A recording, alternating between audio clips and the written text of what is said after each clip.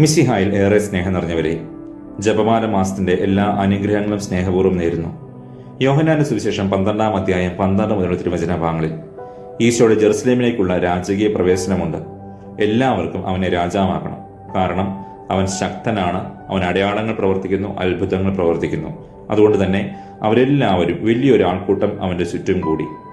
എന്നാൽ ഒരാഴ്ച കഴിഞ്ഞപ്പോൾ അവൻ ആദ്യമായിട്ട് എന്ന് നിലത്ത് വീണോ, അവൻ ആദ്യമായിട്ട് അവന്റെ ശരീരത്തിലേക്ക് എന്ന് ചാട്ടവാറ് പതിച്ചോ, അന്ന് എല്ലാവരും ഓടി ഒളിച്ചു. അവൻ ഒറ്റയ്ക്കായി. അതുവരെ അവനെ രാജാവാക്കണം എന്ന് ആക്രോശിച്ച മനുഷ്യരെല്ലാവരും ബറാബാസിനെ മതി എന്ന് പറഞ്ഞുകൊണ്ട് അവനെ തള്ളിപ്പറയുകയും ചെയ്തു. എന്നാൽ കുരിശുവരെ എത്ര വീണെന്ന് പറഞ്ഞാലും, എത്രത്തോളം രക്തത്തിൽ കുളിച്ചെന്ന് പറഞ്ഞാലും കൂടെ ഉണ്ടായിരുന്നത് ഒരു അമ്മ മാത്രമാണ്. ഒരിക്കലും ഓടിപ്പോകാത്തൊരമ്മ. നമ്മൾ എത്ര വലിയ സൗഹൃദങ്ങൾക്ക് നടുവിലാണെങ്കിലും അമ്മമാരെ മറക്കാതിരിക്കാം. കാരണം ഏത് പ്രതിസന്ധിയിലും കൂടെ നിൽക്കുവാനും പ്രാർത്ഥിക്കുവാനും നമ്മുടെ അമ്മമാർ മാത്രമേ ഉണ്ടാവുകയുള്ളൂ.